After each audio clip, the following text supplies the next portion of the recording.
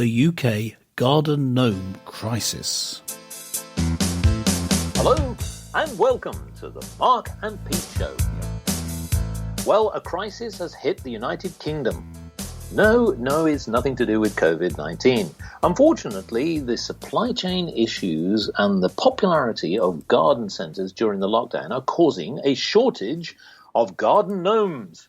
Don't panic, everybody. Mark and Pete have the answers. Oh, yes. Now, the ornaments are in short supply, with raw materials hard to come by, and the recent blockage of the Suez canal contributing to the national shortage. Well, in fact, Ian Byrne, who's the assistant manager of Highfield Garden World in Whitminster, has said there's been a massive upswing in the sales of garden gnomes. We just haven't seen a gnome in 6 months now, unfortunately. What a disaster this is. Where will clergyman Pete put himself? Well, unfortunately, many people see the garden gnomes as cute, funny little things that actually adorn one's gardens. But is this actually a good thing? Should we actually have more garden gnomes? Well, I've got a little story for you here, and it's called... Oh, dear. It's called A Permanent Fixture. Yes. Rhizome the gnome liked to roam, and so he set off down the street. With his fishing rod in hand, he searched the land for a home that was discreet. On his travels, he saw backyards with gravels, but nothing looked nice and neat, until he saw a luscious lawn, when he started to yawn and looked for a comfortable seat. Not that far beyond was a little pond, which reflected the sun's burning heat. There, workers had left wet cement to a large extent, but he still fell asleep on his feet. Rhizome was alone and felt as cold as stone, and this story becomes bittersweet. As the cement did harden, he got stuck in the garden, where his journey was finally complete. Yes, clergyman Pete, Rhizome the gnome. I do ask you, how many gnomes do you have in your garden? That's a good question, because for British people, having gnomes in the garden, well, it's reasonably common, isn't it? Maybe it was more common in the past, I don't know, but it's certainly it's been around for some time. And I don't know. In fact, we were discussing this in our pre-show meeting. We don't know whether this sort of garden ornament occurs in different parts of the world. So do let us know. What we're talking about is a small, maybe maximum of a foot high, I would say normally, or 30 centimetres if you use that continental nonsense to measure. And they're sort of little chaps with beards and normally brightly coloured clothes. They often look like they're out either gardening or going fishing and that sort of thing. But they have the big bushy beard, normally white. Yeah. And they dress in sort of... It sounds like a description of you. Yes, yeah. But they're normally a little bit overweight, a little bit chunky. It is you. Yeah. And they're jolly little chaps. So... Yes. They are displayed in the garden as though they're going about their business. You know, they're doing stuff, as if you've seen them, caught them in their act. So as though they're static, they look as though they're doing something, although they're sitting, fishing, or whatever it might be. And it's become a tradition in Britain to have them in different parts of your garden, just sort of sitting there. And sometimes people put on big displays of them in their front garden so everyone could see as you're going past. That's what we're talking about. And no, I don't have any. I don't have any of that sort of thing. My garden is rather plain. I suppose it does have some plants in it, but the minimum, and no real ornamentation, simply some swings for my children. But yes. It is very popular. I must say, Mark, we were talking about this before as well. Let me share it with the gentle listener. As I stroll along, taking the dog for a walk, I may come across a garden. There's one near where I used to take the dog for a walk. And when there's a big display of gnomes and they all look quite cheery, and the fact there's quite few of them sort of adds to the appeal, it becomes something of interest as you go past. It sort of cheers you up because... Yes. They're slightly silly. And so, I would even change my route so that I go past this garden just to see what changes have been made. So I think that it's a good thing. And I think it's sad that people haven't been able to get hold of them. Although I think possibly because garden centres from where you would a type of shop where you would normally buy a gnome. They just got very popular, didn't they? Because you said Yes. nothing to do with COVID-19, yeah, but something to do with the effects of lockdowns, maybe.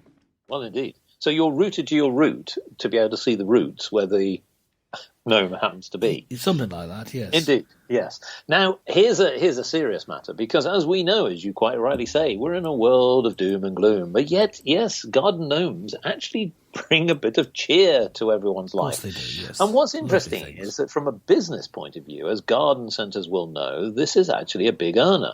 But of course, with the lockdown, people haven't been able to get out and about and buy these sort of things. Yeah. And of course, we all know that in Britain and in other parts of the world, people like to tend to their gardens. But where did this all start? Well, we can go back in the history, but one thing I want to point out is that in Britain, this wasn't something that's been going on for centuries. And in the 20th century, garden gnomes were further popularized when Sir Frank Crisp, the owner of the second largest collection of garden gnomes in the United Kingdom, opened up his garden, or Friar Park as it was, in Henley-on-Thames, to the public. And he did this at least once a week from the year 1910 to 1919.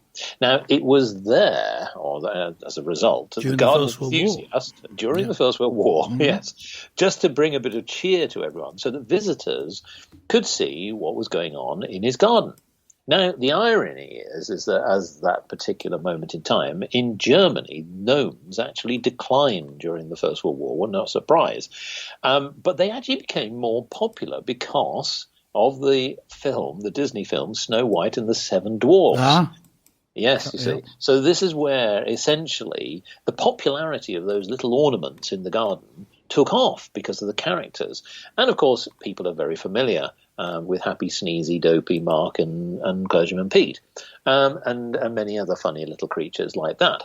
And so the idea of a garden gnome where some people spend hours even making their own, well, many people in lockdown have actually taken to doing it themselves. Yeah. So what I would say here is, as we start to think about getting, into activities and thinking more on the lighter side of life, why not we actually start doing more things like putting garden gnomes out in our front garden, back garden, or even if you have a little windowsill or maybe something even in your flat, have little garden gnomes scattered around. They don't have to be just in the garden. Why not have them around your home? Yes.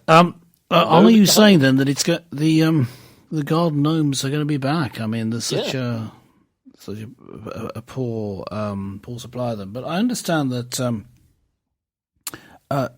you can get kits to make your own garden gnomes. Oh, absolutely. Yeah. Yeah. So therefore, I don't think you want to limit yourself to the international supply, because who knows when there might be another shortage? You just don't know. So it's best not to limit yourself to that if you're going to keep your supply of gnomes going. You can buy sort of molds to make your own garden gnomes.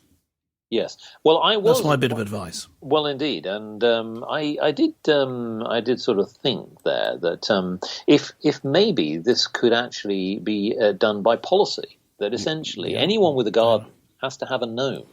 And if you weren't, it's almost like a symbol of the fact that you're not really at your best. You're not happy. Whereas with a little happy group of gnomes scattered around your garden is a sort of reflection that you're more on the lighter side of life. Yeah, I don't like the idea of enforcing it. I think rather we should. No, rather I think it should be encouraged. One way I would be encouraged with is if a minister of gnomes. You could have a minister of gnomes. That's a very good idea. But I think really there should be a Prime Minister Boris Johnson gnome made. Yes. Perhaps he could sit in the garden of number 10 Downing Street and model it. In fact, each press conference he could be in a different position. Maybe fishing, maybe digging, and then sell a gnome of whatever he's doing that time. And if he made that sort of encouragement, such as he liked to encourage me to cycle and run and that sort of thing, and to eat sensibly, perhaps he could sell Boris Johnson garden gnomes. I, for one, would buy one and hit it with a hammer. Well, yes. Now that's the point. They could be a target of one's angst. No, but you see, people need to be able to express themselves, especially in these uncertain times. But that's terrible news, isn't it? But hopefully we'll be able to struggle through the lack of supply of garden gnomes, possibly making our own, possibly being more inventive with the ones we already have. Well, I was going to invite our intrepid listeners to think about where they have seen garden gnomes and in the most peculiar places that they've ever found a garden gnome. People have ironically found them on buses. Not necessarily driving the buses, but actually found on buses. They found them on trains, planes. They've found them in sewage plants, and they've also found them in very other peculiar places in society. Yeah. So, listeners, where have you seen a good example of a fine array or a good family of gnomes, or the most peculiar place that you've actually found a gnome? Yeah. Why not tell us, actually write in. And if you are a gnome who happens to be well at home, write in and let us know your story. Yes. We'd love to hear from you. Log on to markandpete.com and let us know your thoughts. Well, yes, this is a crisis, I know, that's befallen the United Kingdom, but hopefully one, as Clergyman Pete has mentioned, that will soon be solved. We look forward to seeing more garden gnomes out and about, and, of course, in Parliament. Well, join us again next time for more topical topics with Clergyman Pete and Businessman Mark.